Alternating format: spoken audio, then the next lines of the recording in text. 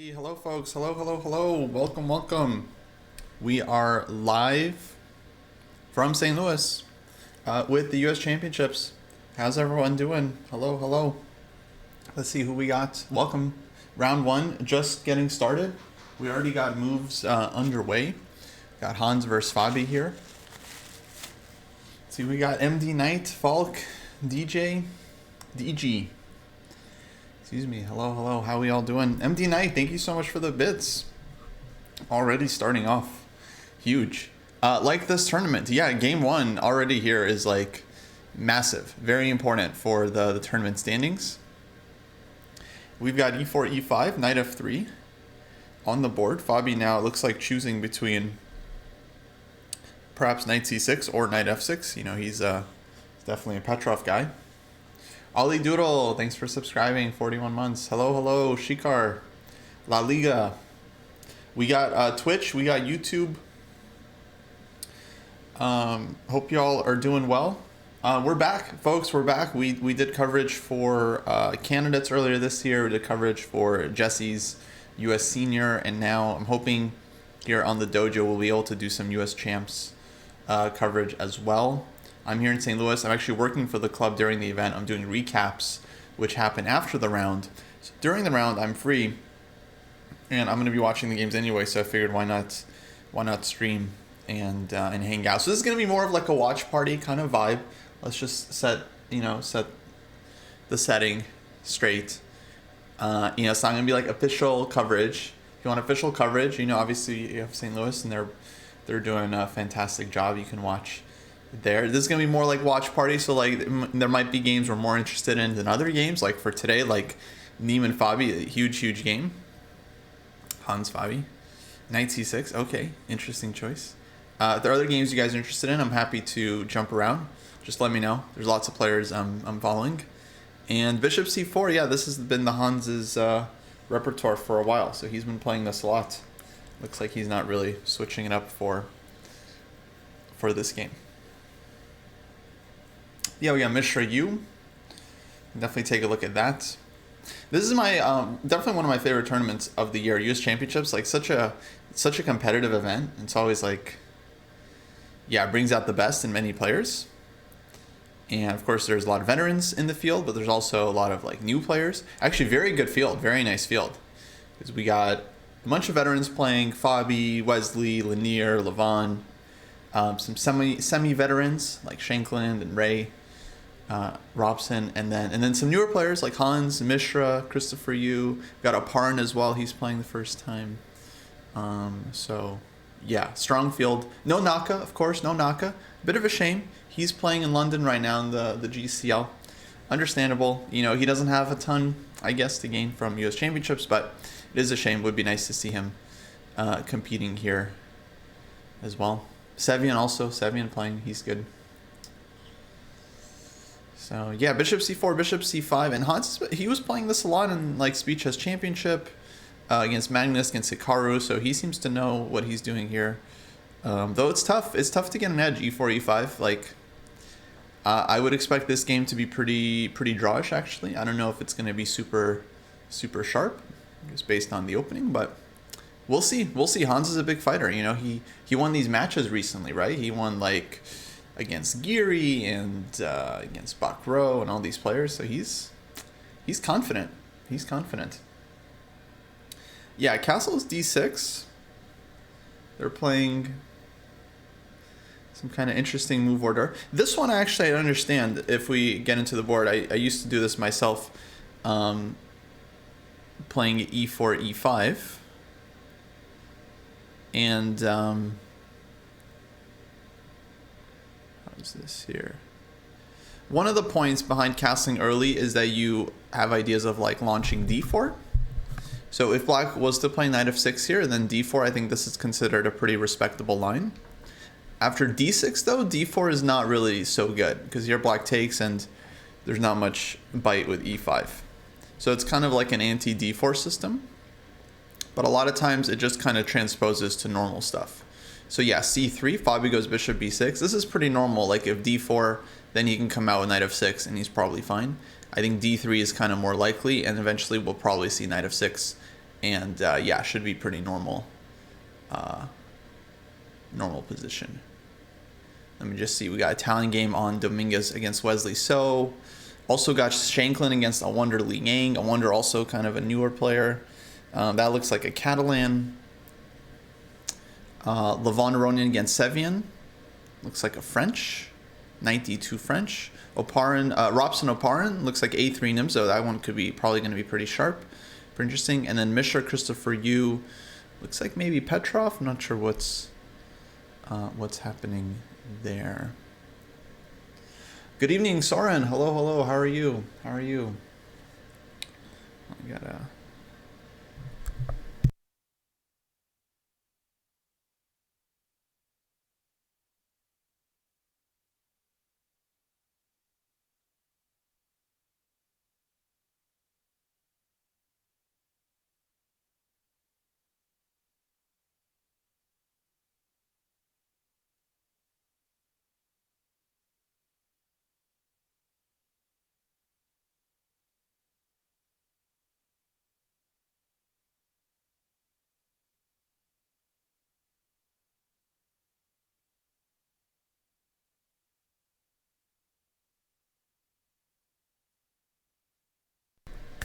Hey, we got 1800 strength. Max Bierman in the chat. Is Awonder ready to graduate early? Multiple degrees, start working on what really matters. Yeah, hopefully he starts pursuing chess. He has a lot of talent, of course. How's it going, 1800? So, guys, maybe time for some folks, maybe time for some predictions, huh? Who we picking? Who we picking in the tournament? In the women's championship? Pick your winners. You get two players. You get one in the open, one in the women's. All right, got one for Fabi, Empty Knight. Yep, that might be my pick too.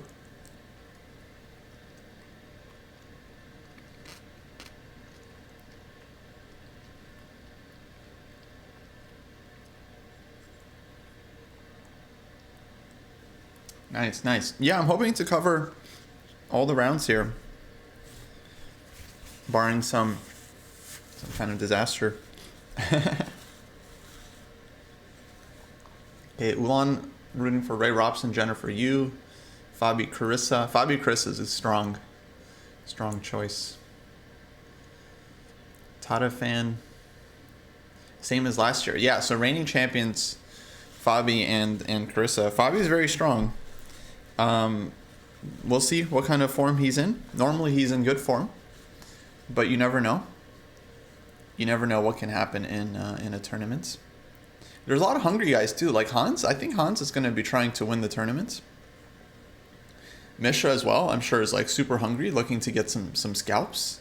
Remember, he beat Levon last year, so this year he's just gonna like be trying to beat everyone. Sam Sevian. Sevian's not afraid of anyone. Will we have David and Jesse joining as well? Yeah, I hope so. David promised he would join later on today, and should be joining when he has time. Jesse, I hope will join too.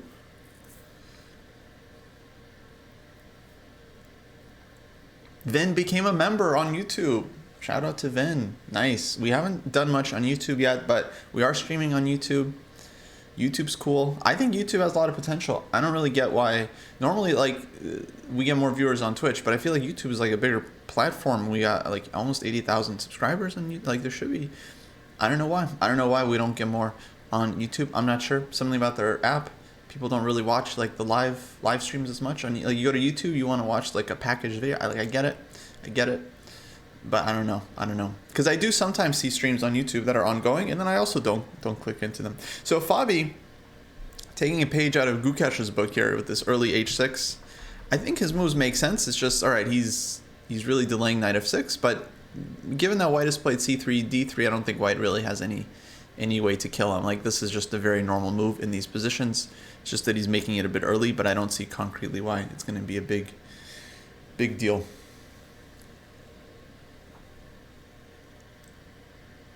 Yeah, Alice Lee's in. So open field is tough to call. I mean, Fabi seems like a big favorite because he's just like clear number one player with no Naka, like in terms of rating. So it's just a question of if he shows up in his fully fledged 2800 form. But someone could have Wesley So could just have a monster event where he just doesn't lose a game and then he just like beats Christopher Yu, beats Oparin, beats Sevian, just gets +3 and wins the event. You never know. But yeah, Fabi seems like a favorite. Hans, of course, big dark horse. Very interesting to see how Hans performs. Because he's had like an incredible year. He's back to 2730. He's now up to 2730. 2733. And I'm sure he's like trying to just, win. Like he seems super motivated, Got to give him some credit for that. Like he just seems like he's very determined. Actually, I saw all the players last night, opening ceremony. Hans was there. We had the drawing the lots, Hall of Fame inductions. It was cool. A lot of players relaxed, playing Blitz. Hans was playing Blitz with like Christopher Yu and Mishra. Fabi was playing some Blitz with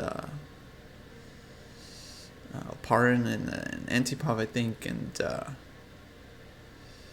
yeah, it was a cool vibe. A lot of players are friends. But anyway, still very big tournament. A lot on the line. Will we be doing the second year of the junior draft? Yes, absolutely. So I checked recently, and the first one we did towards the end of October. So we're probably going to do it at the end of October for the second part. Because I think we were using November ratings. I'm not sure. I think we were using November ratings. So we'll probably do end of October for the next draft. So that'll be cool. I'm doing pretty well. I got Neiman on my team. He shot up. I also happened to get Noterbeck and Eric Geisy on my team. So I'm doing pretty good. David, he got who do you got? He got Gukesh and Prague. Obviously they're high up. And then Jesse had Faruja and Nihal. Did I pick Neiman pre-scandal? No, I did not. No, that was a year ago, so that was well post scandal. I took him with all the risk. I took all the risk. Now I'm getting some benefit because he went up. I also got Christopher Yu on my team, who I don't think has gained a ton, but okay, he did fine the last year. He like maintained his rating, maybe gained a few points, and then I got this kid from Denmark. Grandmaster Jonas Bjør, who I don't know if he went up or not, but I think he had a pretty good Olympiad, so hopefully he went up recently.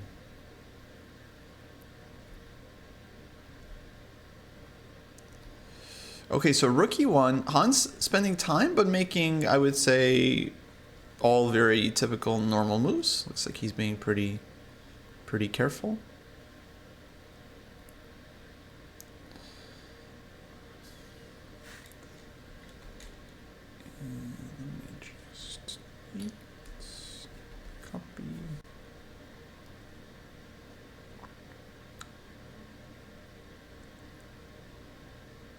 White wants to play d4, is that correct? I mean, not necessarily. I don't think White wants to play d4 anytime soon. He could have played d4 already before. The drawback of d4 is that it gives Black pressure against your center, especially if you allow like a bishop g4, it could be annoying. So in many cases, White kind of plays it slow. One plan is to, of course, bring the knight over to g3. The other plan is to expand on the queen side with like a4, b4.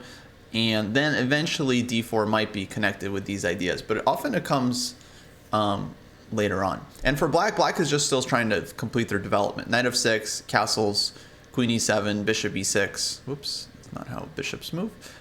Bishop e6, and so on. So it's a pretty solid game for Black.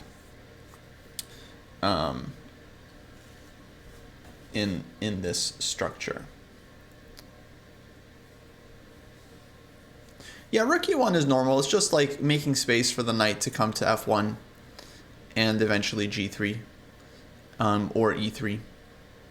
It also prevents Black from playing d5, which sometimes Black like later plays d5 and then White has ed and the rook is opened up. So kind of discourages black from going d5.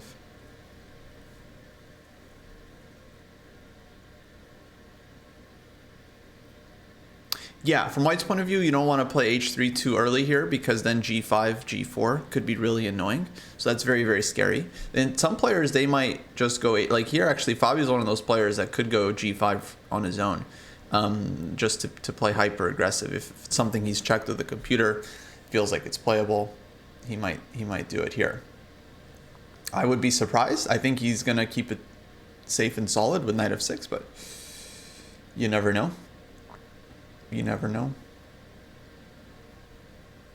Did I see the Natrilus Twitter post with Neiman Kramnik ID in Italian? Yes, I did. Yeah, so I was pretty impressed by that. I don't remember the details, but I thought, oh, it's interesting that Hans probably knows the Italian pretty well.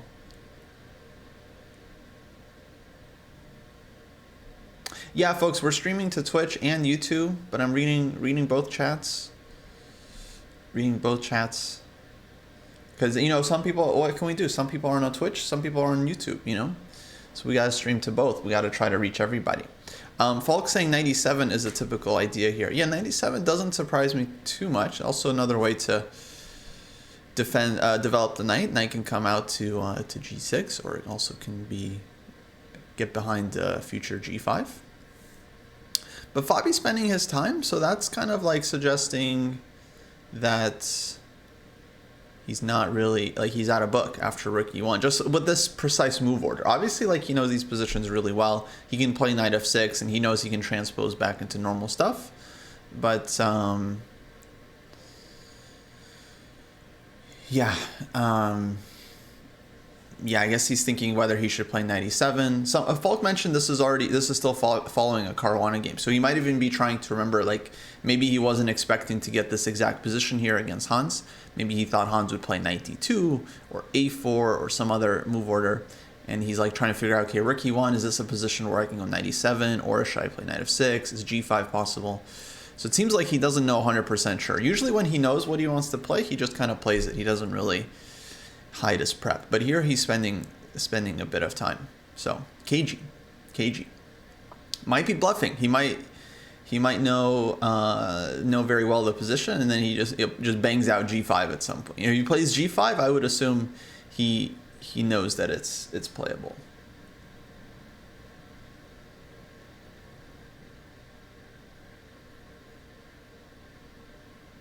Yeah, I would say this position, Melt Like Butter, is like a mix of Italian and Rui Lopez. They're very similar because a lot of times, like, the structure ends up being the same, and whether the bishop is on b5 or c4 end up being quite, you know, immaterial. It's quite similar to one another.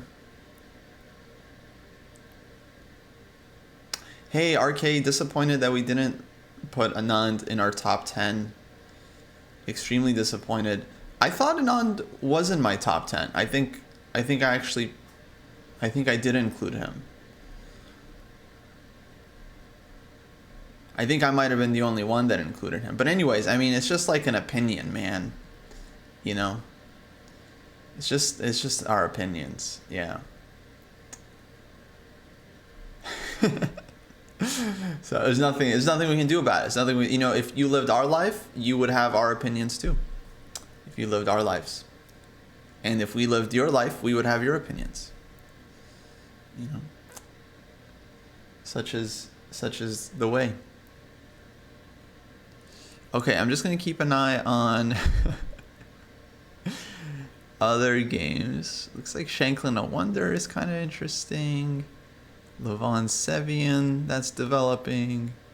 Robson Oparin. Nimzo. And Mishra Christopher Yu. Just curious what this opening was with Mishra. It's Petrov. Trendy line. And Christopher up on time, so it seems like he's well prepared. And Abi thinking, okay. Yeah, we can also, by the way, guys, we can also follow US Women's Championship. I'm actually going to open that up at some point too. I'm curious about mini games there, and that's also a very interesting tournament as well, because you have like Irina Crush at the top. You know, she always she's like the most experienced player. She always comes in as one of the favorites. But now it's like Carissa Yip is super strong. Alice Lee is super strong. Then you have other players that are just like always super dangerous. Jennifer Yu, Nazi, Tadev, Anna Zatonsky. So that one's very much up in the air as well. But Carissa just like crushed the Olympiad recently. So like it seems like she's kind of very, very much trending going into the event, because she had the best performance. I don't know if you guys know this. She had the best performance in the women's Olympiad of like any player, like by rating. So that's pretty impressive. And so if she keeps playing like that, then she could win again. She won last year. She can win again. Obviously, Alice Lee, is getting stronger with every month, every tournament she plays. She did very well at the Olympiad as well. She got a board medal, I think silver. So maybe it's her time. She hasn't won a U.S. Women's Championship yet. I'm sure she's on the way. So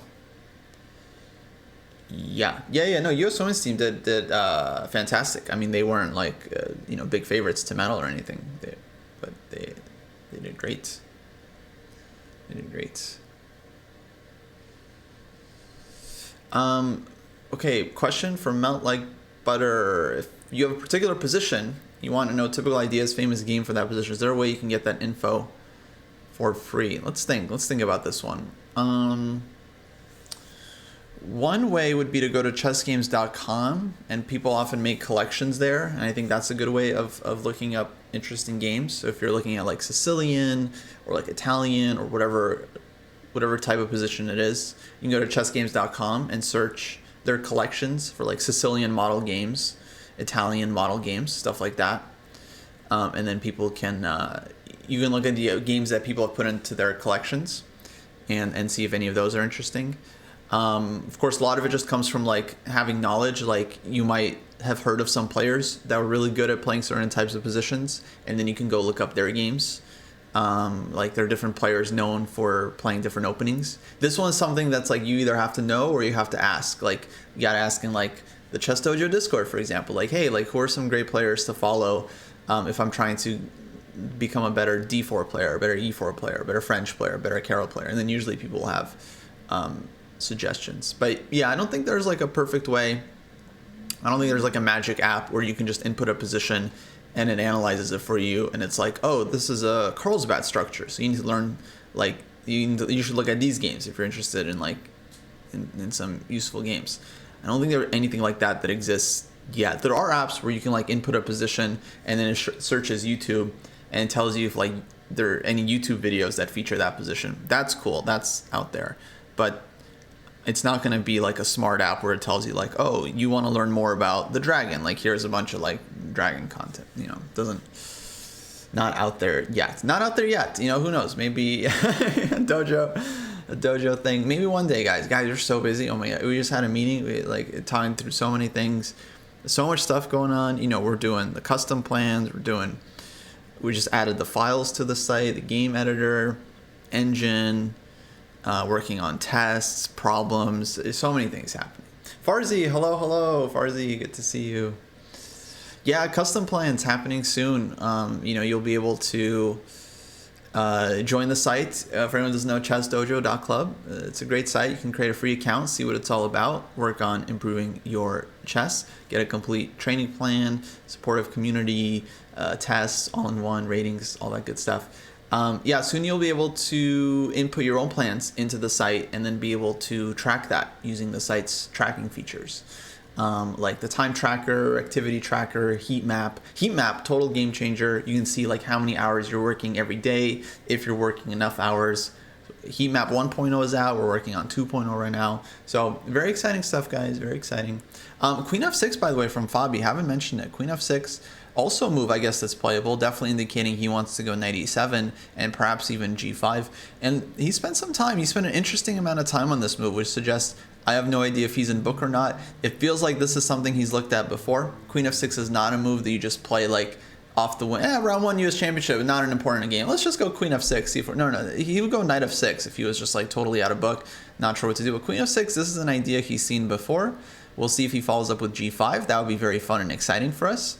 It's only the first round. I'm not sure how much risk these guys are gonna want to take, but like, okay, it could develop nicely. You know, we'll see. Yes, Farzy. Yes, hope you're doing well too.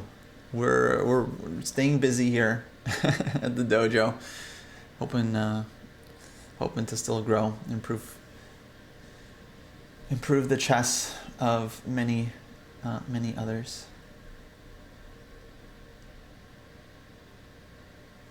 Yeah, Fabi trying to get back to the 2800 exactly.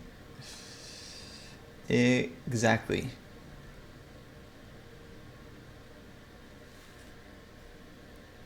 Han's gonna try to do well. I agree totally. I mean, he feels like he has a lot to prove. I could see it. I could see it.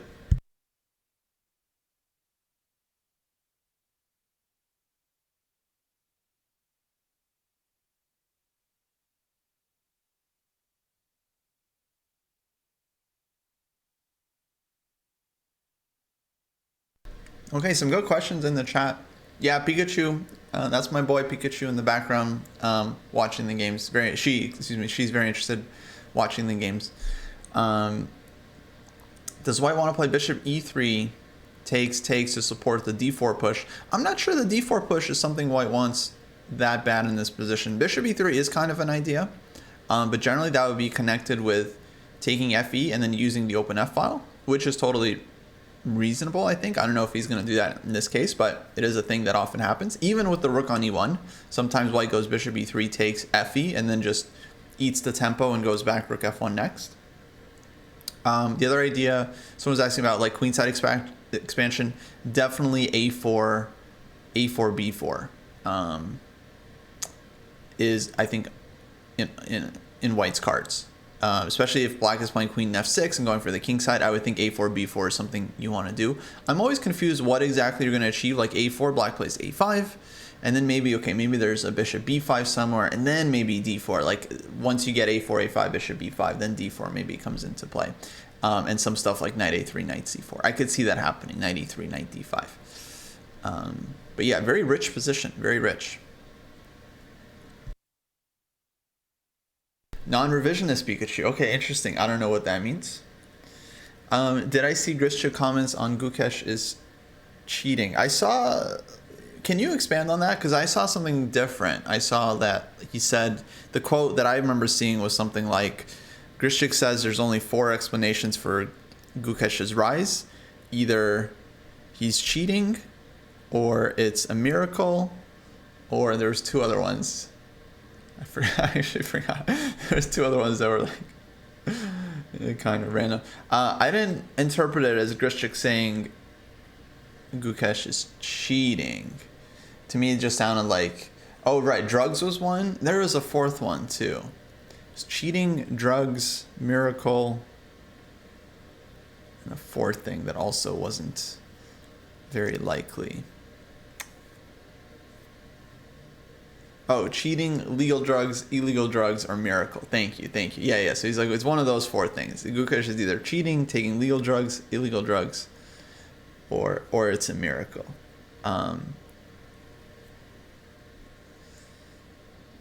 Yeah. Nepo also said Gukesh is cheating on T-Squared podcast. I don't remember that. I don't feel like that's not how I interpreted it. Yeah, I don't think they think... I don't know.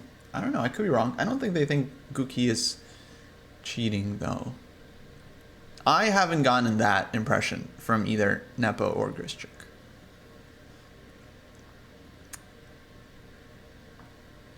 Oh, b4. Well, there we go. So Hans goes b4. Interesting, he starts with this one. Not like a4, a5, which I was thinking. Like he goes b4 first. So that prevents Black from playing a5, because then you can just push b5. But it feels like, he's feels like he's out of book on this one.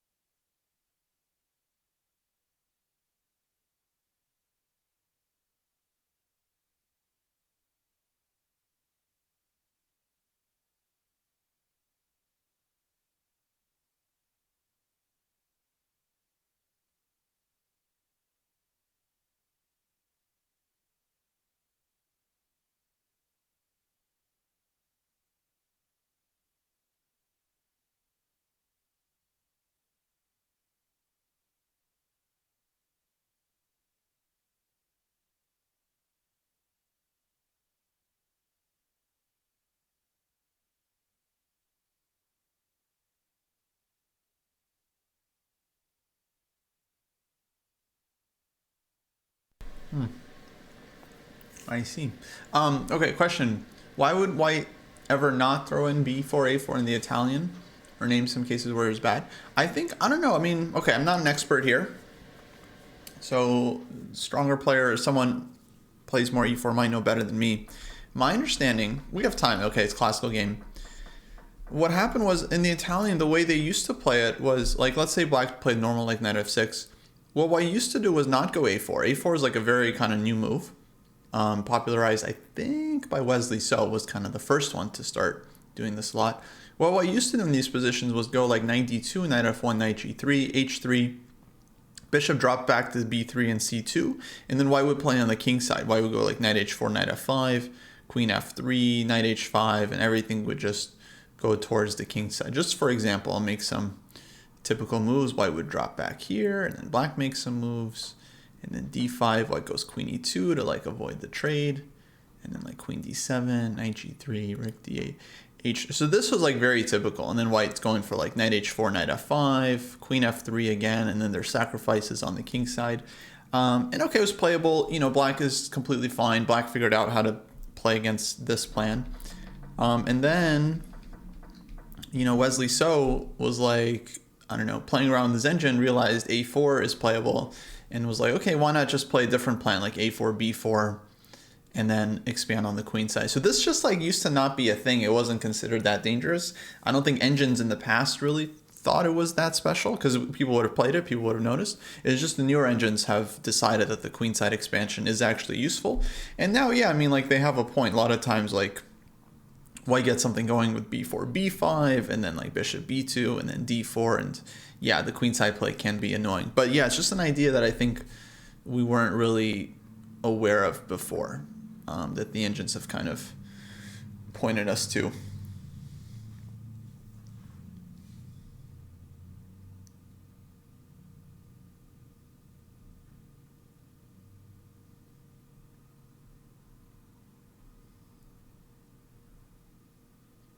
Yeah. Yeah, of course.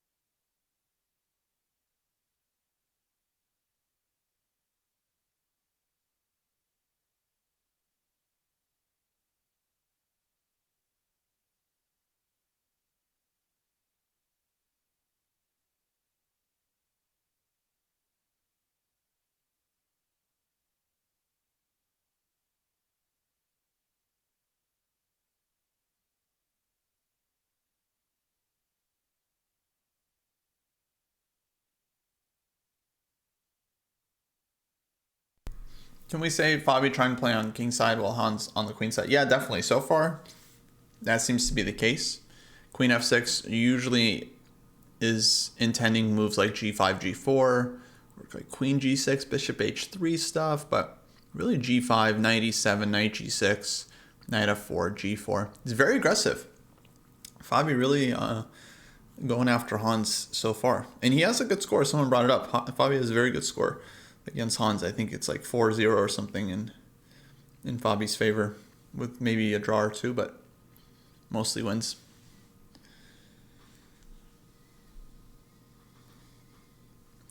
What does Dojo Evil Bar say about this position? I would say still equal. Still equal. You know, game is very much developing. This one, by the way, is pretty sharp between Levon and Sefian. Just notice that like white is down in exchange and Levon is like blitzing his moves out. I'm just curious what happened here. This was, yeah, knight d2 French. I don't know if anyone follows this opening or if this is relevant for anyone, but looks like this line is pretty sharp. I feel like I've seen this before. Take here.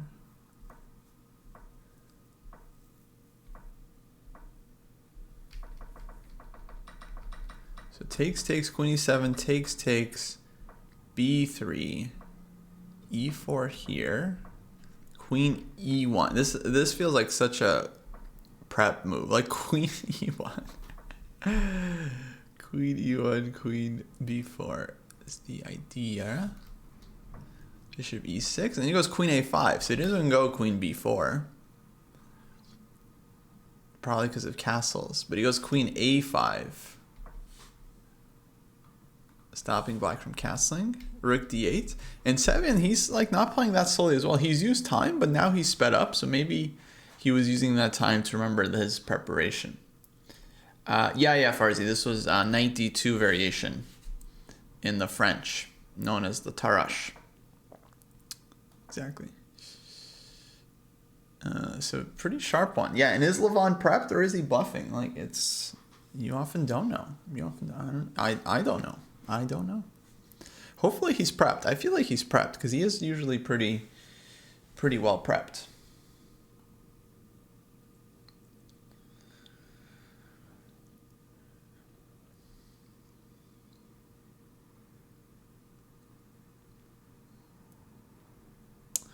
Okay, let's see if we can, looks like David's around. Maybe we can add him in.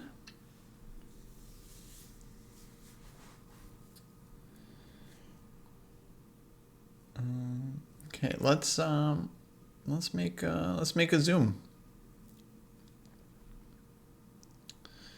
But will I be able to? Okay, folks, I'm gonna have to kill my camera. Actually, no, I'll leave my camera on. We'll be fine. We'll be fine.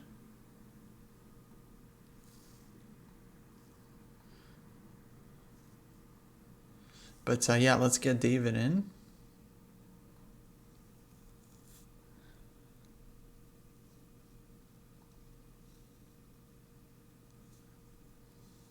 Hello, hello. Hey.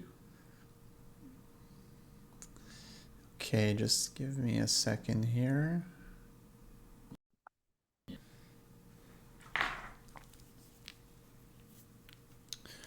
They should be able to hear you. Cool. Well, let's test that. How's it going, Dojo folks? You ready to have Kostya and I read an eval bar for you? Yeah, we talked, guys, before the show, and we decided we're going only engine analysis, actually. Yeah. Just interpreting the eval bar. If anybody comes up with a suggestion that sounds like they thought of it on their own, just kick them out of the Zoom call. Yes. Correct. Hey, Jake. Hey, Leviathan. Farzi plays chess. MD Knight and Tension Mask. Howdy. All right. So, exciting tournament starting today. Very exciting. Kostya, you've got a crazy position already. Aren't they only like 30, 40 minutes into the game? Yeah, they've been playing pretty fast. It seems to be some prep from Levon. Okay. Aronian. Yeah. I know the guy. He had a good run at the Olympiad, actually. Levon. Yeah. Yeah, he did. I mean, he started off kind of a bit so, but then yeah, he got into it. He was shaky in the first round. He was like losing to, I don't know, a 21, 2200, but he won the game down a piece. And actually, I think he scored throughout the tournament, even though his first two rounds looked a little shaky. Yeah. Yeah, so we'll see. He's kind of a dark horse. Not clear what if he'll be in his best form or not. Because he hasn't had a great run of US championships. Like, I don't think he's been close to winning one yet. Mm-hmm. Oh, we got two little kids playing each other. Abhimanyu Mishra and Christopher Yu are both here this year, huh? Mm-hmm. Yeah, it's a good field, actually. Very good field. I imagine Naka's not there. Did I guess that correctly? No Naka. No Naka. Yeah. But yeah, do you have some picks? Yeah, it's a good field, actually. Let me think. Picks, like who's likely. Yeah, Moscow Sam Shanklin's playing. Let me think. Is Naka the only top five player who's not there this year? Mm-hmm. Okay. I mean, I think the favorite would probably be Fabi in that case. I kind of believe in ratings for the most part. So it's going to be Fabi, Wesley, and Lanier are going to be the three highest rated. Um,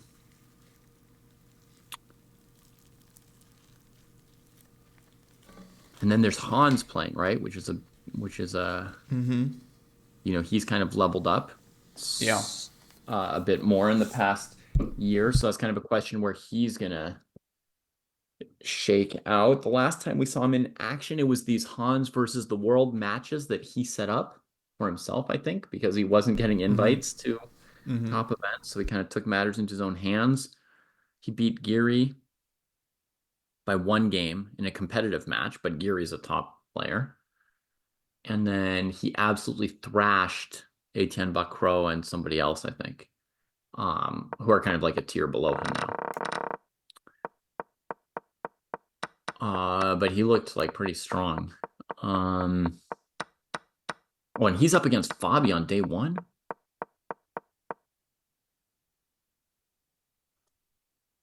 That's a that's a key matchup right away.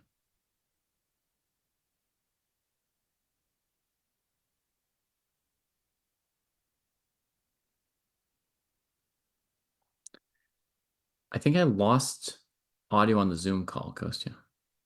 Oh, sorry. My bad. My bad. My bad, guys. Okay. I was Oh, just nobody else saying. could hear you either. Yeah, I muted my mic there for a second. Okay. I was just saying, the Hans Fabi match is already heating up. Like, it could have been played a lot more solidly in the opening than it has been. Okay. Oh, right. Queen on F6 is weird. Yeah. It reminds me of like when you first sign up for leechess.com and you're doing like a new account and your rating is 1500 and you play your first game. It's like Yeah. e4, e5, knight f3, knight c6, and then they go queen f6 on you. Yeah. You're like, huh, this is how people play. Okay, so that game could be weird too. I mean, Fabi's kind of saying he's thinking about G5. Yeah, I think. exactly. Mm-hmm. It's a Um, bold move. yeah, quite the claim. And Neiman's playing the symmetrical move of that B4, right? So at the moment, he's sort of saying poo-poo to anything you do on the king side. I'm not worried. I'm not trying to quickly organize a central break. Um, grab space over on the queen side. Yeah. I mean, the queen on F6 does make the move D4 a pawn sack. But D4, ED4, E5 is certainly very, very plausible that it would work out for white. So if he wanted to play D4 last move, mm, yeah, I feel like he probably could have, tactically speaking. Maybe D4, Bishop G4 wouldn't have given him any happiness. Yeah, I don't think d4 comes with a lot of bite because black is just Mhm. recapturing on e5. So, for example, bishop g4, even maybe g5, yeah, I think would be okay. Yeah. So maybe he's looking to go B5, kick the knight, and then play D4 when black's not as fully in control of E5 and D4. And if knight A5 is annoying, he'll just throw in the move A4 first, right? Like A4, A5, B5, knight E7, D4. Yeah. So, By the way, a4 very quickly from Hunt. So 97 after a bit of a think from Fabi, and then oh, a4 like really fast. So okay. I I was was looking at a frozen still of the broadcast from 5 minutes ago, so I didn't even realize 97 had been played. mm-hmm. Okay, but A4 quickly. Yeah. So I I think I've guessed correctly what he wants to do. He wants to displace the knight without sending it to A5. Yeah. Now black of course has to respond to the threat. So either a6 or a5 is coming, Hmm. and yeah, on a5, black has to of course answer the b5 question with something. Yeah. Knight D8, I would guess. Yeah, either knight d8 or knight b8, knight d7. a6 allows black to keep the knight more on b5, or more on c6. But still a5, bishop a7, and then white has a lot of space.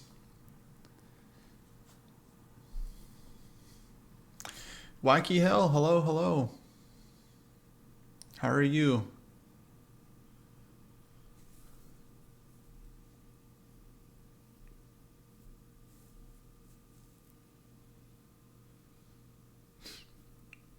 Yeah, folks, I think we'll have the Rapid Arena tomorrow, and then US Champs will just go on right after once that's finished. Yeah.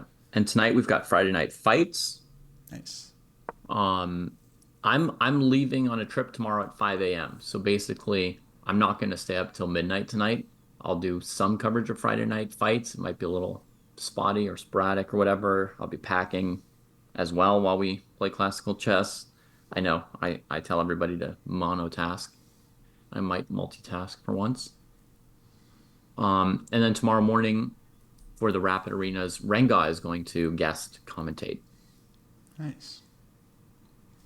So that's cool. Very cool. Am I playing U.S. Masters this year? Okay, I was thinking that's Andy. It's Andy Woodward in the chat. I wasn't sure. Hey Andy, how's it going? I'm not sure if I'll play this year, just because I've been playing a lot recently. I think I need a break, and the tournament looks very strong. That I'm scared, honestly, of playing it. I'm just scared I'm gonna get destroyed. But yeah, are you playing? It looks like a great event. Sounds like he wants to play with you again, Kostya. Like an invitation, pretty much. No, I don't think he wants to repeat that game. But maybe. Yeah, Fabi's gonna play the tournament. That's exciting. For everyone. Wow, Fabi's playing an Open here in the U.S. That's sick. Very tempting. Yeah. I think it's some kind of FIDE circuit play, because I think they were saying you like need an Open tournament, or there's some kind of rule where it helps to have an Open event. So I'm guessing that's what it's for. You remember the last time you got paired with him, Kostya? Yeah, that was earlier this year in St. Louis, in a Rapid tournament. Yeah. Well, you should go play him again. Yeah. Hey, that could be fun. Everybody deserves a chance at revenge. I think in classical I would get slaughtered though. Just every single time. So It's always the odds are always in that direction. yeah, but at least in Blitz and Rapid you can play more games, so you get more chances. Yeah. Yeah, but yeah, good luck, Andy. I hope you crush it. Play for first. I'm not 1-0 against Fabi. It technically is 1-1 because we played in a Rapid tournament a few years ago, and then he won that one. So it's 1-1. Okay. By the way, b5 knight d8, pretty fast. Now bishop e3.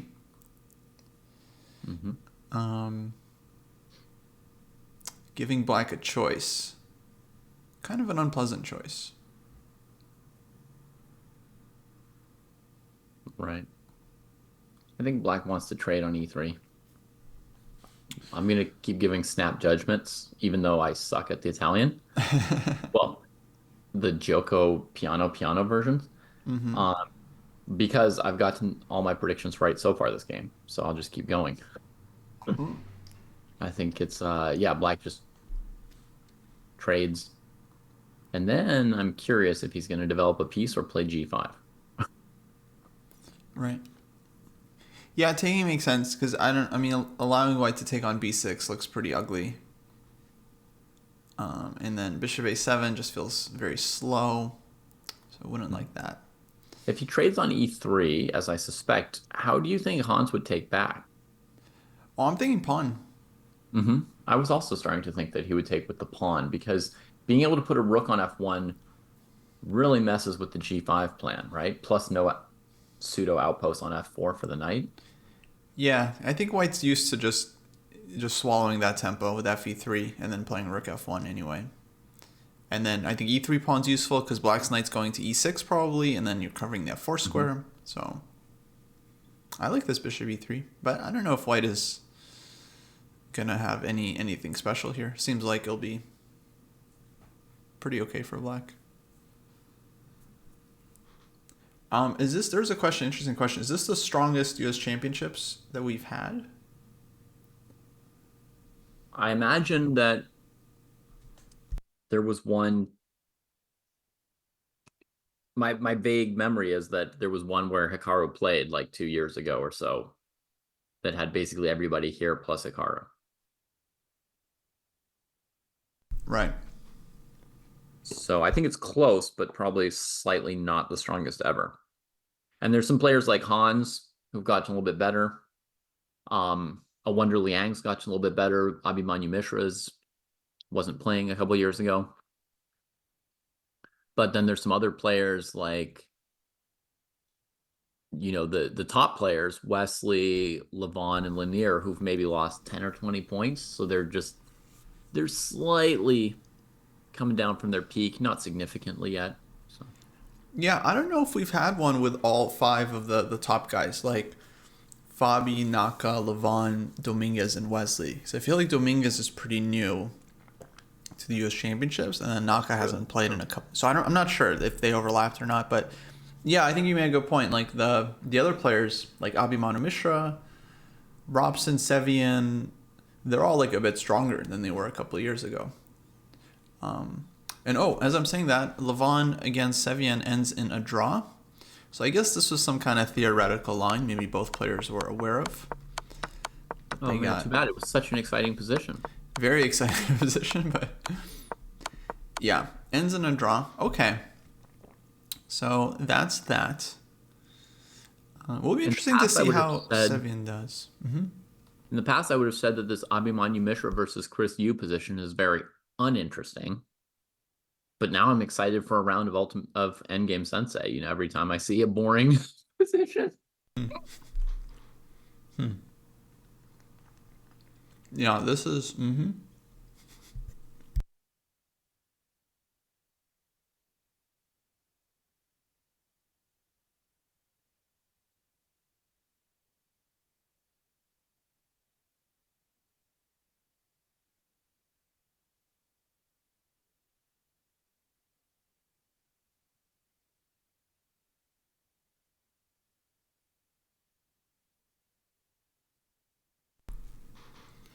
Okay. Actually, let me check on the women's championship because I'm curious how that's going. I know we have Tadev against Alice Lee, Nazi Begum. So some big matchups there.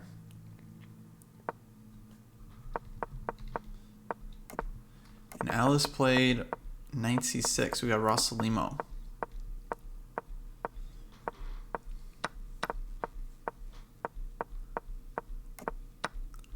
All right, pretty normal situation here. Mm-hmm.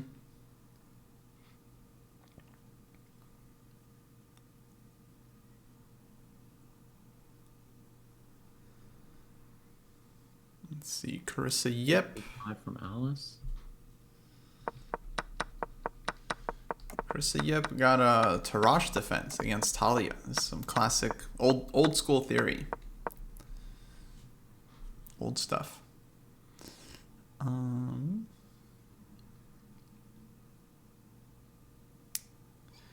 Okay, and then Nazi Begum. Just checking this out. This was Slav kind of line.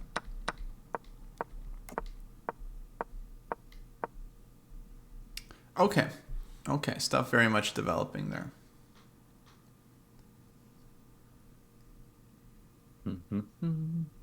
Do you have any favorites for these two tournaments? Have you thought through who might be a winner? Yeah, I mean, let's see. In the Open, of course, I was thinking Fabi. It's like his tournament. If he wants to win, great, he can win. If he feels like maybe not this time, maybe someone else should get a chance, then someone else can win. I don't know. It depends just if he's in his best form or not. If he is, it feels like it's hard to stop him. But if he's not in his absolute best form, then of course anyone I think can really win at the top, like Wesley, Lanier, Levon. I can see Hans winning it if he has like an amazing run. Yeah, for sure. Robson sometimes gets close. Shanklin's always ambitious, so it's like it'll be interesting. I don't know. It really, yeah, just feels like it depends on Fabi. The women's section I think is a little bit more unclear because like Carissa, yep, had amazing Olympiad, so Hmm. um, she's playing really well. Alice Yeah. Lee also had a really good Olympiad, and she is of course going to be trying to win. So for me, I feel like these two are the big. They're the most dangerous players in the women's field. I would think. Yeah. But then of course you have all the veterans that are like still very good and competitive. Irina, Tadev, Nazi, Begim, Anna Zatonsky. So yeah, lots of fight there to be had. Yeah, I favored Carissa in the women's tournament. Mm-hmm.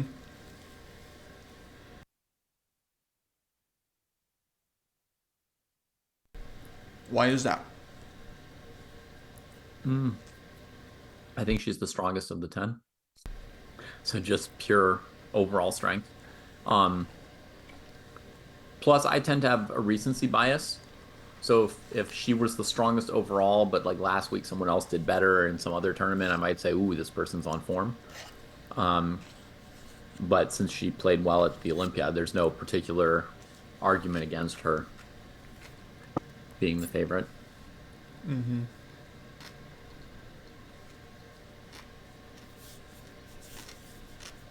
Yeah. And then for like a second favorite, I would think Alice Lee or Tokyo Genova. Um, and I don't know her games well enough to say why, but I mean, I've just seen that she's been getting better and better over time. She's on an upward trajectory. And I think at minimum one thing that I've perceived in watching basically just her US Women's Championships performances the last couple of years and American Cup, the women's section, is that she's got a great mental. Um, she's very like her mind seems kind of bulletproof. She's just on task. Mm-hmm. Doesn't give up easy points, fights hard in losing positions, doesn't give up, all that good stuff. So I think if for some reason Carissa has a slightly off tournament, or even at the women's tournament, sometimes you'll have a good tournament and someone else does even better because it's more possible to rack up like 10 points in this tournament than in the other section where there are 2700s. And I don't know, we hadn't seen anyone just rack up points like Gukesh did in years against 2700s. Normally you're just dragged down by a certain number of draws minimum, even if you're playing the best possible. But in the women's tournament, you could have a great tournament and someone could have an even better one. So I would just say if it's not Carissa, I would think that Alice Lee and Gulrukh Begim are the two who I see kind of maybe taking advantage, having a great tournament themselves. Yeah, for sure. Alice sometimes starts slow. Mm-hmm. Like last year, I think she started slow. So we'll see how she does this year. But yeah, I agree with you. Begum also very strong, very competitive, very confident, and she usually does well. She was on board one for the Olympiad. I think she did pretty well there, despite having to play very strong players. So yeah, I could see her. She's also St. Louis local now, Begum. So she's Mm-hmm. living here. I could see her just wanting to focus a lot on this tournament and being very ready to take it. Because she hasn't won one, but she's been actually very close. The few times Mm-hmm. she's played, like she's gotten I think second a couple times. Yeah. By the way, I agree with Guillaume Lestrelin about the position that you have up in front of us. I prefer slightly Black's position. Yeah, I think it's a nice structure for black. Very comfortable. Mm-hmm. Can pile up on the d file. Yeah, D3 pawn's a little bit weak. Bishop on F1's not very good at the moment. So, and the knights are, they're well placed in the center. So I prefer black a tiny bit. Yeah, Alice Alice pretty solid here. Mm-hmm. Someone was saying about the Paikidze game against Begum that this is similar to a game from the Gelfand Anand World Championship match. And yeah, I think it's the same line where Gelfand won that game. I think it was I'm not sure if it was okay. Probably they deviated at some point already, but yeah, I think that was the same line. I'm sure both players know this game and have studied it very deeply in their preparation. We'll see. They've probably seen it at some point. Mm-hmm. Yeah, interesting. Black should play bishop d6, yeah. Prevent white from playing bishop f4, rook c1 at a minimum. Yeah. Now, I think the main plan for white would be bishop e3, knight c5, but you just wonder about knight g4. Mm-hmm. But bishop e3 could also let you play knight e5 as well as knight c5. So. Yeah, I think another thing is maybe like bishop h4, bishop g5, h4, g3. And try to trade the bishops off. Try to like weaken that. those dark squares like that. Yeah, I think objectively black is okay, but it's like optically it feels nice for white. I feel like you have a nice structure. Maybe you start with bishop e3, and if black plays knight g4, then you're willing to wander. Then bishop g5. Yeah, that could work. Mm-hmm. Yeah. Okay, folks. Any interesting games? You let me know. I'm gonna check in with Fabi.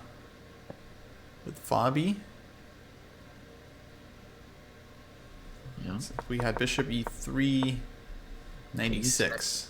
All right, so I got it wrong, and I can stop predicting moves. Yeah, no more predictions. Okay, nothing too dramatic happening anywhere else.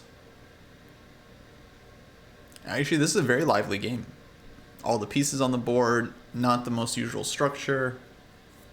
Mm-hmm. Yeah, we'll see. Okay, the basic thing I want to do as white here is trade on b6 and then play knight c4. So I could play knight d2 with the idea of just trading on both squares and then playing knight c4, and then they take and I play dc4 and open up an attack on d6. But I also feel like I'm in no rush, and I'd like to see if black's castling or playing g5 or stuff, so I might play it a lot slower than that, even though that's my idea. Yeah, so he's allowing him to take on b6.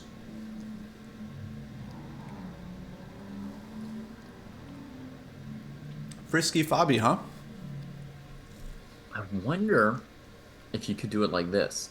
You play bishop takes b6, knight a3, and then your next move is bishop d5, not trading it, just creeping into the outpost, following with knight c4. Mm-hmm.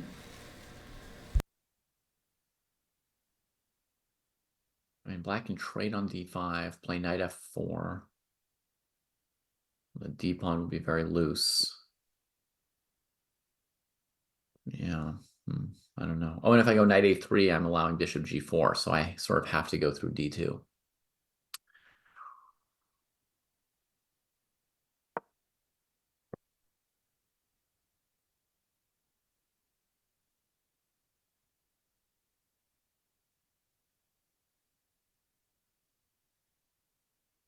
I guess knight g2 is a pretty simple move, keeping almost every option open. Mm-hmm.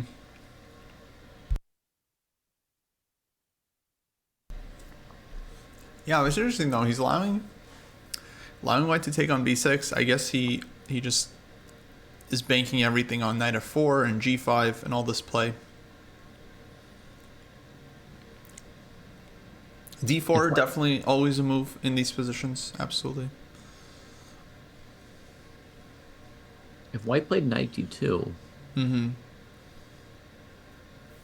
I was going to ask, could black play bishop c5? But I guess knight b3 and black's only wasting time, really. B3, Or yeah. not getting ahead.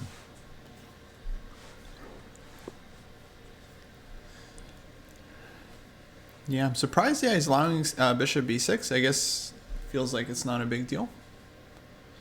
After knight d2, try to get the knight to c4. So take, knight d2, maybe knight f4.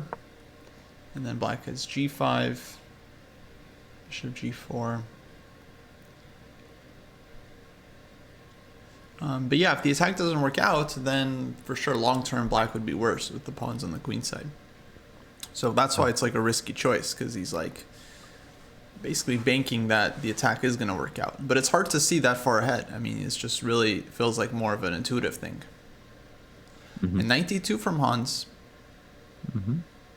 He's like, okay, Fabi. you got it. Mm-hmm. I don't want to mess with you. But anyways, black can start hopping around with knight f4. Mm-hmm.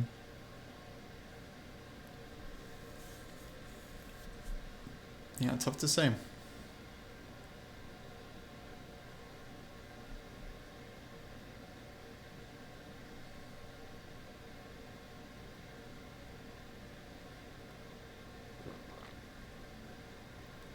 Yeah, I mean, knight f4, white can play d4, but I don't yet see where white goes from there. I don't see how to crank up the pressure and get any action going in the center or on the queen side. Right.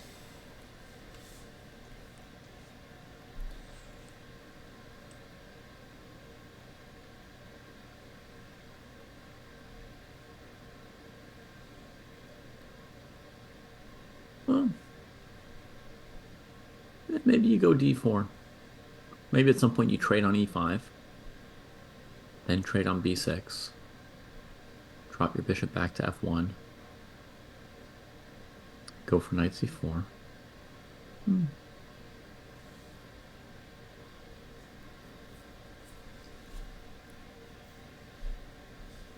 I don't think that Fabi has yet made such a commitment thinker that he's automatically worse if he doesn't cook up an attack.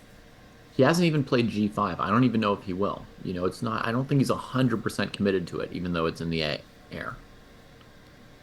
Yeah. He wants to. Like, you always want to play g5. Everything is just driving you to do it. But he could just hold things by positional means, perhaps, still. Yeah, it takes on e3 and then castling. I feel like you're still okay there as black, probably. Mm-hmm. Yeah.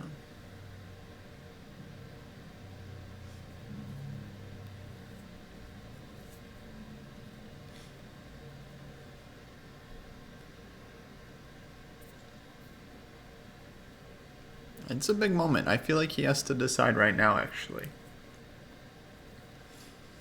Does he want g5? Does he want castles? Does he want knight f4?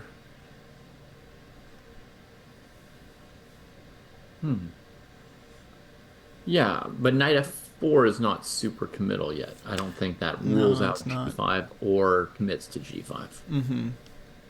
So you can play knight f4 still, and then wait. I think so, yeah. Knight f4. Knight f4, probably d4.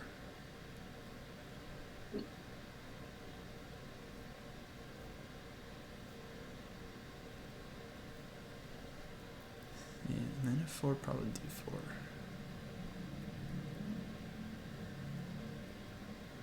The thinker's saying once the trade on b6 has happened, is he straight up worse? Okay, fair question. If the trade on b6 happens, is he then obliged to play for g5, or could he still hold the game together by positional means? I I think he wouldn't be 100% committed thinker. Actually, it would really come down to whether or not white can hit him with an unpleasant knight c4 or not. So to me, it's actually still kind of a concrete question. I don't think black's necessarily positionally condemned by playing cb6. They still have a pretty good hold on dark squares. The idea of putting a rook on c8. I feel like he'd be committed. Can we play some moves out? Mm-hmm. Let's say black goes. Well, what would you want to play? Knight f4. Mm-hmm. Yeah. Let's say knight f4. I take on b6, Right. cb, Yeah. and then we go. Um, let's say d4. Okay.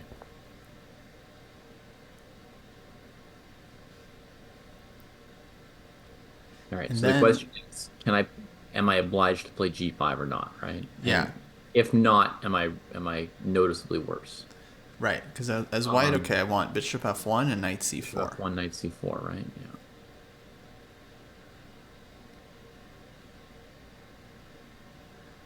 Okay. I'll just drop this guy on G4 here. What I'm thinking with bishop G4, Kostya, is that you might not even want to play H3, even if I just drop back to D7 or something. You Hmm. might actively want to keep your pawn on H2. So we'll see. Yeah, let's say bishop f1. Okay. I'm a Now what I'm man of my trying word.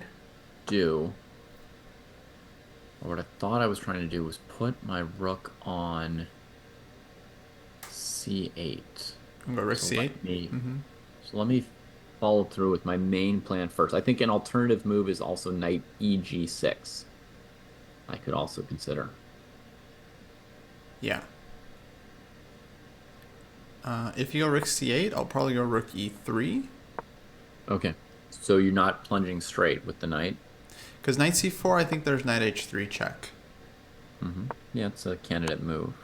You could take it. Bishop takes. Oh yeah, that's no good. You can't do it. I was hoping that would be okay for me, but I hadn't figured it out. All right, so rook Yeah. e3.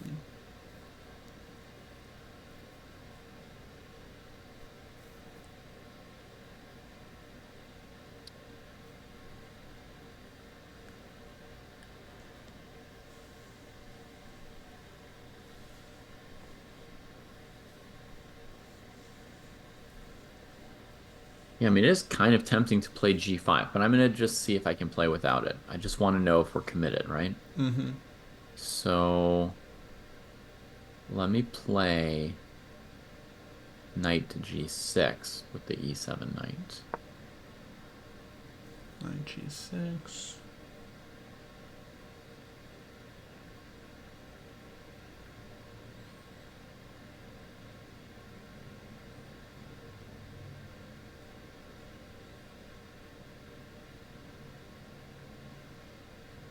h3. Okay. Sending me running. Now, the knight on g6 is not looking as useful. I put my bishop to e6. Okay, and knight f4 was played, so we might get something like this, folks. Might get something similar. All right, bishop e6. I'm gonna go d5. Yeah. I drop back again to d7, I guess. And then knight c4. And knight c4.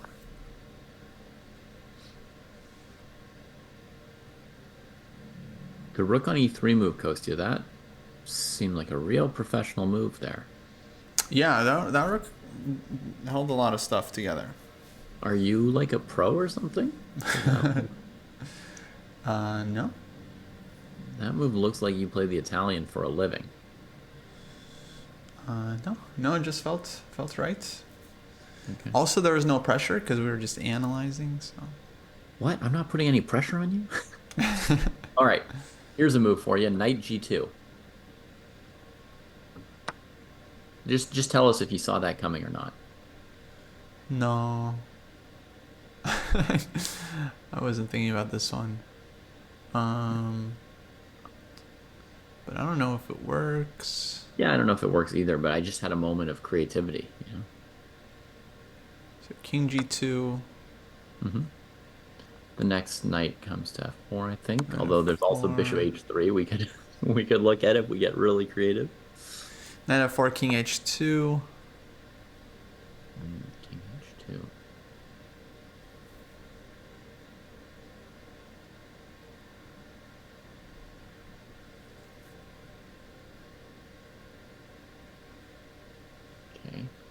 Let's go knight takes h3.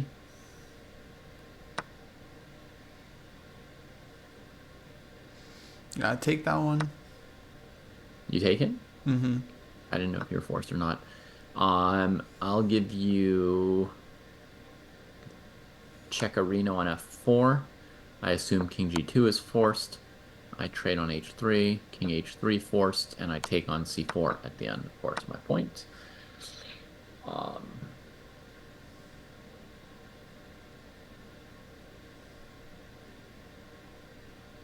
Yeah, I would think white's happy here. mhm. That's cool. I'm happy too. You be happy? You think black is okay? Oh, I don't know. I'm just happy. It's fun. Oh. Looks interesting. I hadn't really reckoned with queen d3, which looks pretty strong. Queen b3? Queen d. Queen d3, yeah. Yeah, or queen e2. Yeah, queen e2 pretty strong as well. Okay, but that was all black playing on the king side. So that means black is still like... And someone brought up a good point on h3, maybe Yeah. h5 could have been played. Yeah, one could argue that if I had the pawn on g5 here, it would go well with the other things I'm doing. Right. Yeah, g5 might have been useful there. But like I like set a rule for myself not to play g5, but I still kind of played like g5. Right. But without it, yeah. So Okay, Han's so now have we shown thinking about that all black's this. committed to g5? We haven't shown black's not committed to the king. Okay. Yeah. Well, I learned something from it. I see what you mean. Like it's really leaning towards g5 actually already. Yeah, definitely. Wow, big game. Big game right off the bat. Yeah.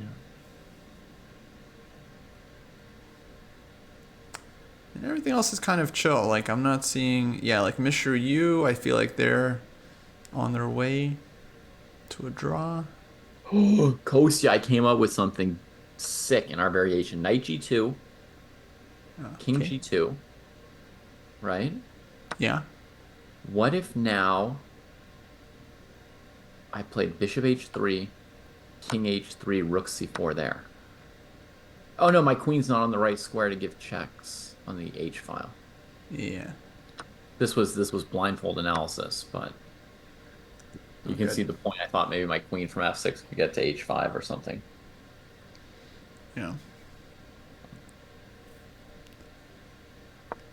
But they're Excuse thinking me. about stuff like We've got a that. busy day with packing. I've got to answer this call real quick. Okay, no worries. Thank you for following. Very bashful. Hello, hello. Welcome, everyone. Welcome back. If you're just joining, we are covering U.S. Championships this week, next week on Dojo's channel. Typical coverage featuring no engine analysis. Just watching the games like a couple of chess players do. Providing some coverage, some commentary, because it's such a great tournament every year. U.S. Championship is very important to see who wins. You know, their name goes down in history. Will Fabi add another one to his collection? I think he's a three-time winner. Will he get to number 4? Will he catch Naka with 5? Will Wesley get a number 3? Will Levon get his first? Will Lanier get his first? Will Shanky get his second? These are the questions that will get answered over this next 2 weeks. This first game, very exciting. This first round, Hans and Fabi, big game right off the bat.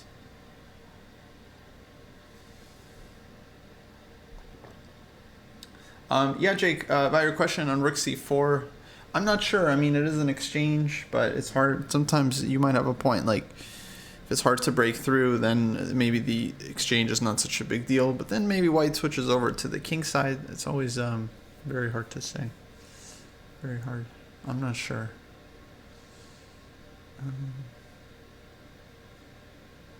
Yes, thank you, Guam. Thank you. I think it's more fun doing it without the computer. I feel like it's more, it's just more interesting. Like when you have the engine on, you just see the answer and there's nothing to think about. It's like, okay, I guess it's slightly better for white. Now we know. Without the engine, it's like, yeah, I have no idea what's going on. Yeah, like if my knight takes g2 move is bad, we would never even look at it, right? Because an engine would just say white's slightly better and black's playing some grovelly move, right? Like queen d8 or who knows what, right? Yeah, we just want to look at it Um, for very long. yeah, we just wouldn't be thinking about anything. So, So yeah, more fun without conking, I think. Sweat along with the players. all right, I haven't yet checked on my favorite player. So let me go have a look at his position. Lanier Dominguez. Sam Shankland. Oh right, that's my second choice. Actually, David, let me grab a coffee quickly, Okay. but I'll leave you on the Shanklin game. You That's show cool. them his position, and yeah, Perfect. go get that coffee. I'll be back. I apologize for like crunchy sounds on the broadcast today, folks, but I'm eating salads now instead of cookies. So, um, yeah, the salad fights back a little bit. You have to beat it down. Um, okay, so Sam obviously has a pawn defect on C3 and on A2, right? Two isolated pawns. Fairly beautiful bishop pair. Normally, one of the key factors in looking at any bishop pair position like this is whether or not the knight is good. Um, okay, it's a little bit better than munching on ice or Jake. And the knight on c6 is reasonably well controlled at the moment by white's c3 pawn. At the same time, it's not on an atrocious square. It is kind of central, but it doesn't have a lot of repositioning power at the moment. It can't move to many squares. So it's a little bit stuck where it is. Um, there's maybe a primary threat of rook takes b7, but Sam didn't play that last move, so I'm guessing that doesn't really amount to much. His last move was rook f to d1, so you can imagine instead of rook d7, he could have played rook takes b7, queen takes b7, bishop takes c6, trying to sack in exchange and then win it back immediately on a8, sometimes called a petite combinaison.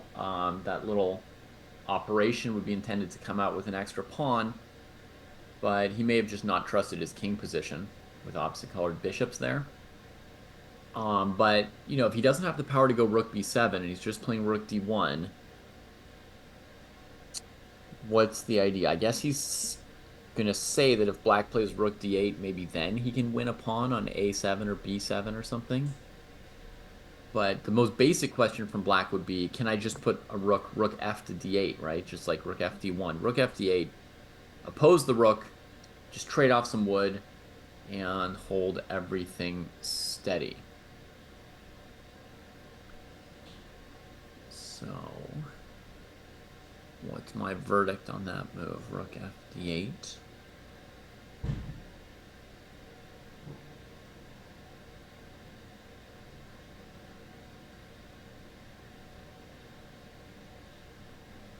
Looks okay for black at first glance.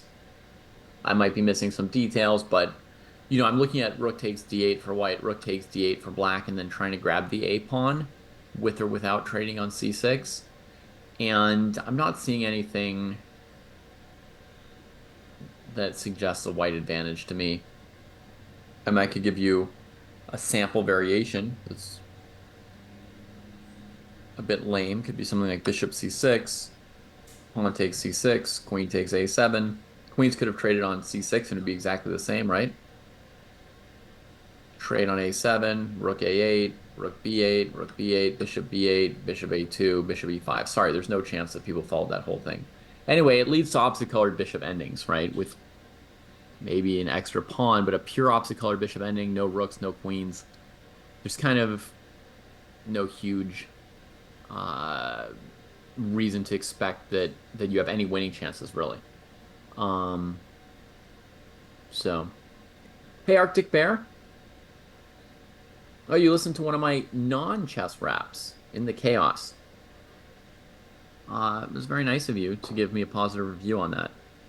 Could you tell what it was about?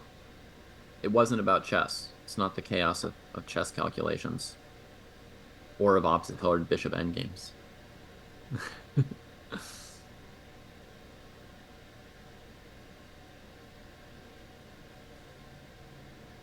But I think it might be the best one I've ever written. little weird, little slightly off kilter. So I wonder Liang is thinking for quite a while.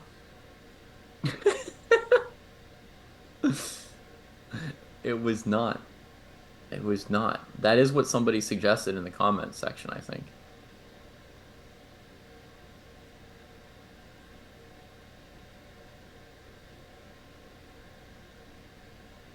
Yom says black can't play rook fd8. Okay. If black can't play rook fd8, then yeah, that would be quite a bad sign for black. That's why it's what I'm looking at first. What's wrong with rook fd8, Guillaume? Because I haven't noticed a problem with it yet. But a wonder is thinking for quite a while, suggesting that there is something wrong with it that I haven't noticed yet. Rook d8, bishop c6. That's what I was analyzing. Then black could take with queen or pawn, Guillaume. What's the point? I played pawn takes c6 in my own little analysis with myself over here.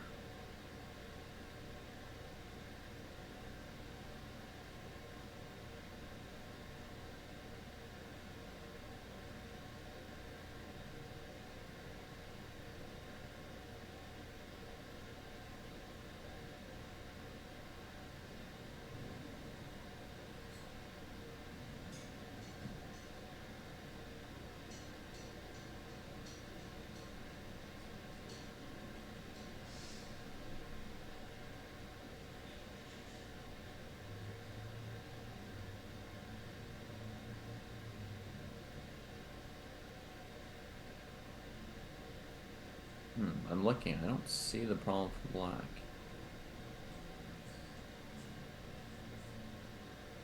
Sometimes in this kind of position, white advances the c-pawn as far as they can. So when black plays rook fd8, if your pawn's already on c4, for example, you can play bishop d5. And then, ooh, it's hard for your opponent to trade on d5, and the c-pawn turns into an annoying passer. a7 falls in the end. Yeah, I mean, but after a7 falls, it's a drawn opposite colored bishop ending.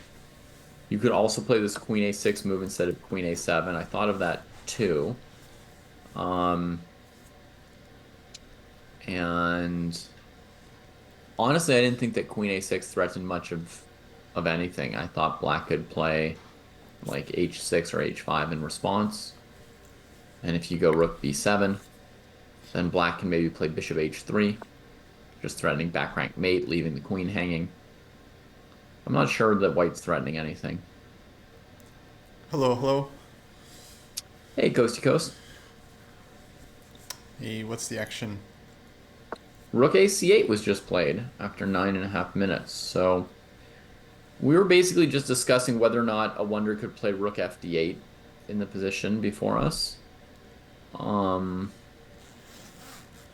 And we didn't figure out why he couldn't or why he didn't.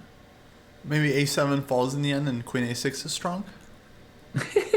We considered that possibility, yeah. Oh, interesting. Oh, okay. Oh, yeah. I was just reading And chat. I'm just kidding. oh, I know. I know. You um, just came up with that so quickly. yeah, I guess. So, right. I was watching along, and I also was not seeing an immediate issue with rook fd8. But I Hmm. also noticed that I wonder spending a lot of time, and clearly, these players aren't idiots, so they're not going to do just blitz out a move without really thinking it through. I don't see the issue with the rook ac8. Sometimes it's a thing where just they're choosing between multiple moves that are acceptable. Hmm. Rook c8 also feels very normal to me here, just lining up on the c file, and getting ready to just take with pawns on c6 if that happens. Hmm. Yeah, it feels like a shanky position. He's got his bishop pair. What would you say? Yeah, I mean, normally I would slightly like the bishop pair in this position, but at the moment, concretely, I'm not really finding any flaws in black's position. It feels like they can, yeah, hold it together to me.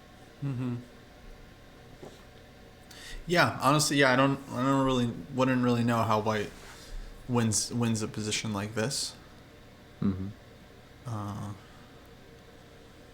Black's next move is rook d8. There's f6. Yeah. I mean, I can tell you one or two ways white can sometimes try to win a position like this. One way is you go c4 and then you outpost your bishop on d5, or you go c4, c5 and you plop a piece on d6. The expansion of that c pawn is one big strategic idea for white that often works. That's true. I've definitely lost the game as black like this, where I think it ended up some kind of situation. Dark squared bishop against the knight on c6, and I was just like a bit. I think I was fine, like in terms of the structure. Like here, like white's pawns are weaker, but white also has more activity, which was the issue. I ended up losing a game. Yeah. So yeah, that makes sense. Hey, we have both chats suggesting h4. Yeah. Maybe same person. No, I don't think so. Maybe same source. Another way you sometimes get an advantage out of a position like this as white is you do a thing like queen c2, bishop e4, you poke the king side, and then if they play h6, you maneuver into the light squares. If they play g6, you go h4, h5. Um, Yeah. that's another way I've seen people poke at this kind of a position before. Um, We got c4. c4. Okay, so he's preparing to answer rook d8 with bishop c4. And a critical line here would probably also be knight d4. Knight d4, yeah, just trying to trade everything off. Hey, Yeah. Evan, hello, hello. I agree, by the way. I think h4 is a move that the engines have just started throwing this one out, like Mhm. in all kinds of positions. Yeah. I mean, it gets Here rid I of don't. back rank mate for white. It prepares to poke at black's king side, taking space away. These days, you actually need a reason like not to play h4 in a lot of positions, Hmm. because it's like basically always a move you think you want to play. Yeah. Yeah. Agreed. Um, yeah, the c3 pawn was in nice position against the c6 knight, so it's a little bit odd and counterintuitive to be pushing it. But I think part of the point is to have an answer to rook d8 with bishop d5. It's like one strong reason for doing it. Um, yeah, knight d4 is exactly the kind of concrete move you just really have to calculate through. You get rook b7, queen c4, the e2 and a2 pawns are hanging. You could also trade on d4 first, take with your rook, defending the c pawn slightly, so that they take on c4 with their bishop instead of their queen, and then rook b7 has a lot more impact. Yeah, I think that's a good line for white. Take That might refute. rook d4 and then rook b7. Let's say like queen c5, but it looks like white's a pawn up here. Hmm. Maybe even two pawns up, possibly somehow. Right. Depending on queen a7 or e3 or what you can do here. Yeah, exactly. So knight d4, I think white has under control. Okay. All right. So then b6 for black. Yeah, let's think about Move to b6. consider. Do you get And the question c5? is, does white immediately c5 it, right? Yeah. Uh, seems likely that that would be bad for black. Yeah. Actually, I guess immediately. So if c5, b6, c5, Hmm. take, rook f d8. Hmm. Otherwise, like you're passive. Then rook takes d8, and Yeah. now you Or have to bishop takes take c6. knight. Oh wait, is bishop c6 easier? It might be Yeah. winning because of like queen c6, rook d8, Yeah. whether or not they trade Exactly. on d1. Even bishop c. Yeah, yeah. Bishop c is just much easier. Let's say rook d1, and yeah, easy. So b6 c5, I think is just out. Okay. Yeah.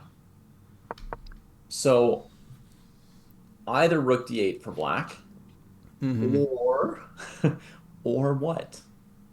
What other move is desirable for black? Um, yeah, rook d8 feels like the move. So what's wrong? Was there something wrong with rook d8, or we haven't looked at it yet? Yeah, we haven't looked at it yet, but we looked at it last move and didn't know what was wrong with it either. So, yeah. Um, I haven't seen Grishuk's recent comments yet, Kaushik, so I'll have to look them up at some point here and then respond. And if they're really exciting, then maybe Kostya and I will save our response for a dojo talk. yeah, I haven't really heard them either.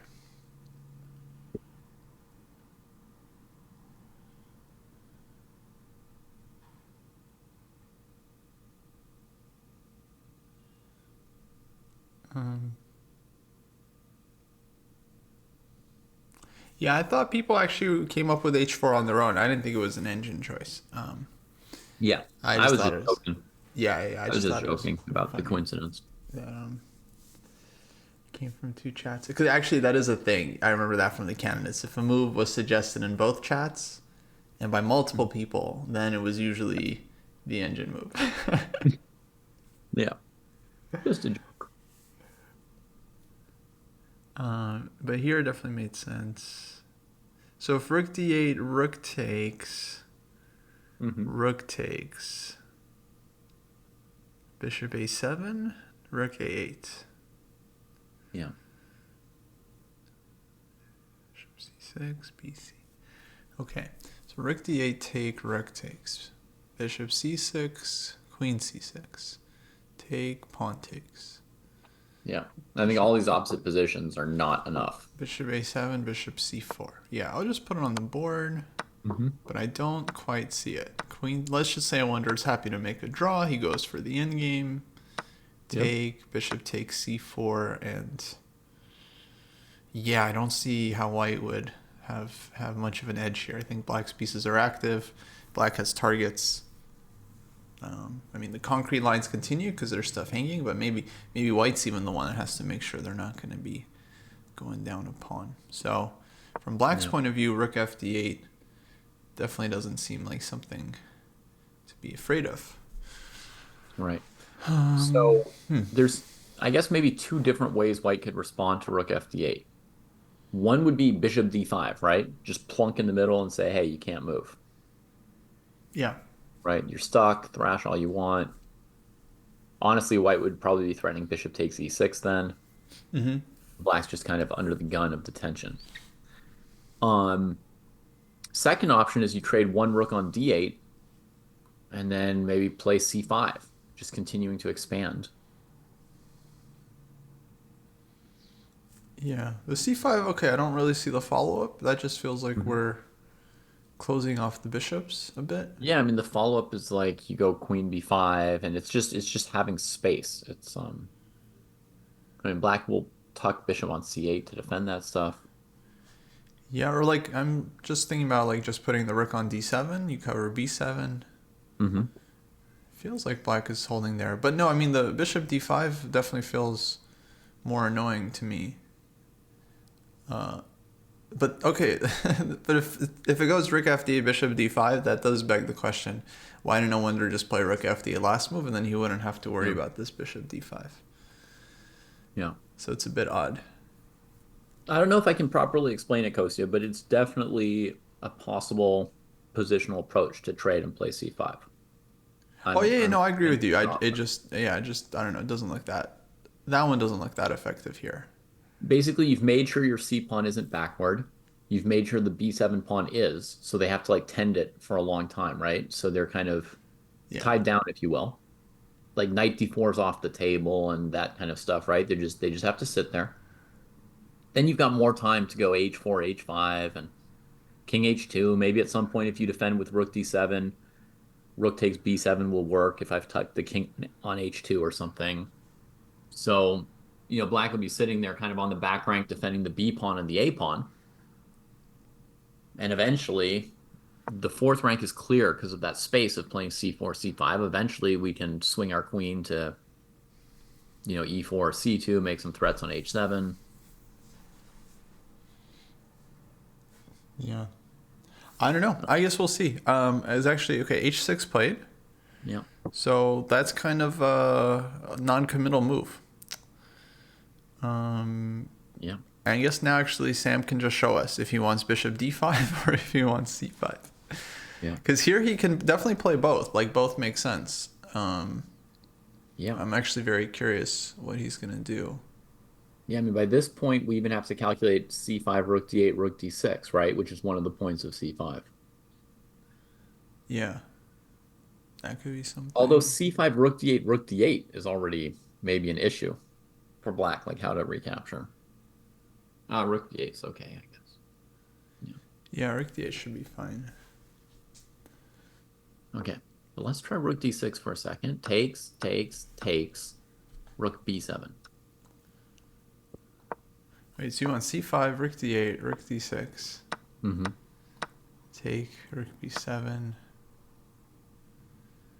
Yeah. bishop d5. I mean, black needs something concrete because this is strategically going like straight up where white wants these things to go, right? It's Yeah. headed towards a position where the bishop pair just means you win the a pawn late in the game and queen the remaining a pawn, and it's just hopeless. Yeah, I think black goes bishop d5 here Okay. and tries to trade. So one option I have is to trade the bishops and take a7, right? Mm-hmm. That's an option. I don't know if that's good though. Okay. There's gonna be a back rank thing. Oh, yeah. I can't do it. Okay, very good. So that leaves me with other options, queen d1 and bishop h3. Yeah. Queen d1, presumably you have to go rook d8, right? Mm-hmm. I kind of like that. Queen d1, yeah. And trade queens on d5. Go for the end game. Go to the Fisher endgame, straight into it with my rook on the seventh rank and that a pawn weak. So rook d8. I'd say Might be black's something else chances. as well. There might be like knight d4 maybe, but let's say rook d8, Rook d8, I'll take with my take, queen, and I think like I've got probably 70% winning chances here. Maybe rook c7 is my next move, c7. just to keep black on lockdown. Yeah, I would agree. I think white's better here. I mean, you can always take on a7 now. Right. But I won't. You got extra pawn. But I won't. Like what I want to do is like try to bring my king to e4 and then play bishop c5. That's my dream. Um, Yeah. yeah. This looks really tough. So h6, c5.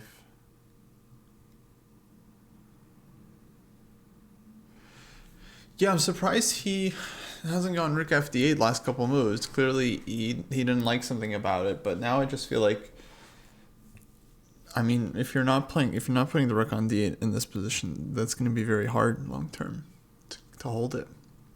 Yeah. So under pressure, I think. Yeah, apparently. We don't necessarily see the line that explains why he's under so much pressure. But Yeah, he thinks he's under pressure because if he can't counter the D file and Sam's expanding the C pawn, then although I can't calculate, my experience tells me the game's trending exactly in the direction white tries to take these positions. feels like it's going Sam's way. And after the game, I feel like Sam's going to be like, yeah, of course, he can't go rook d8 because blah blah blah. Yeah. And it's like, oh, okay. And it wonders, like, of course, nobody would ever, go into that. Let's see. Should we check in with Hans Fabi? Yeah, Actually, probably. hasn't been huge developments here. There, Fabi actually looks like spent a lot of time. But we had knight f4. We saw this d4. I guess okay. Hans plays this without trading on b6. That's interesting. Bishop g4, and now Hans in the tank. Mm-hmm. But this one very sharp. Absolutely. Uh, Fabi's really low on time now, Kostya. Right? Yeah, and he's got to get to move 40. It's move 13. Now move 13. So 13. They're 27 move. barely Yeah, he's really fast and loose, I would say. Fast and loose. with his time. Yeah. A little bit with the position too, but Slow yeah. with the pieces, fast and loose. Mainly with the clock. And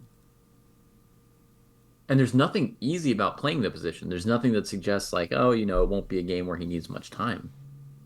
Yeah, no, these positions are always really sharp. There's always a lot of tactics and a lot of thematic tactics, but it still takes time to calculate. Like knight takes g2, knight h3 check, knight g6, knight h4 in like every position. So Yeah. it's going to be tricky.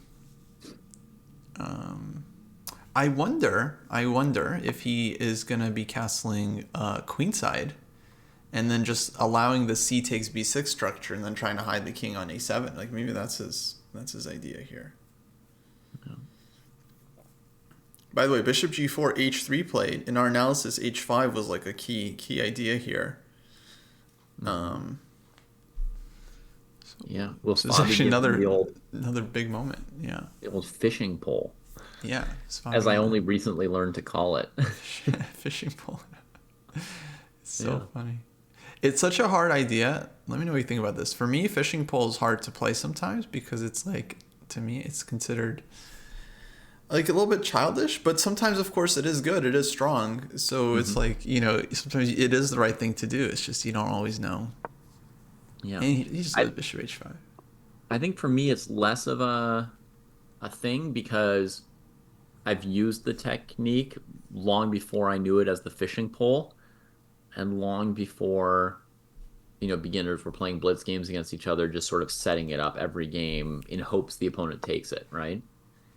But there's Yeah. some real lines where you do this, and so for me it's just sort of a natural part of chess. It's in like Richter Rauser Sicilians there are some lines, and then in the Exchange Rui there's some lines. Those are the two that stand out. Yeah. Basically, it happens. But Fabi don't play that way. He just goes bishop h5, bishop f1 now from Hans. And, okay, now there's g5. Castles. Both ways, I feel like I could imagine. And maybe knight g6. If Hans plays knight c4, there is knight takes h3 check in most cases. Yeah. So Hans is not yet threatening like a bone crushing knight c4. Nevertheless, I mean, this is definitely a move where you would consider g5 very much. Yeah. I think what White usually wants is like king h2 and g3. But Just slow push you back. yeah. But now you have g5. You have a fishing pole on f4 type thing where you can leave your knight on f4. Two can fish at that. So it feels very spicy for black. Oh yeah. Also, Kostya, if you've got a pawn on g5, then g3 can be answered with knight takes h3, bishop takes h3, g4. I don't mean that always works, but I mean it's going to be a clear. Yeah. It's going to be a theme that White has to check every move. It's going to be kind of hard to get that knight out. Yeah, exactly. Actually, will White play g4 at some point themselves? I think that's like a very real possibility because there's no. It doesn't feel like black can really sack on g4. They can, though. It's kind of an inverted fishing pole. You go bishop takes g4, h takes g4, h5. And you basically played a fishing pole. It's kind of similar. Then White has like g5, and then you have to like. Oh, sorry. I assume black playing g5 and then White playing g4. Yeah, g5, g4. Maybe, yeah, like that, actually. Yeah, that makes sense. The idea. Okay, and he does just castle kingside. Call him as you please. So No queenside shenanigans. Holds back the g-pawn. Fabi's like, you know what? Maybe draw's okay, actually. Maybe, you know what? Like, my bad. I know I spent an hour and 40 minutes contemplating how to throw my g-pawn at this kid in the first 10 moves of the game. But yeah, it was not it. Yeah, I know I play queen f6, 98, 96. But you know what? Let's just chill, Hans. We're all friends here. We're all friends here.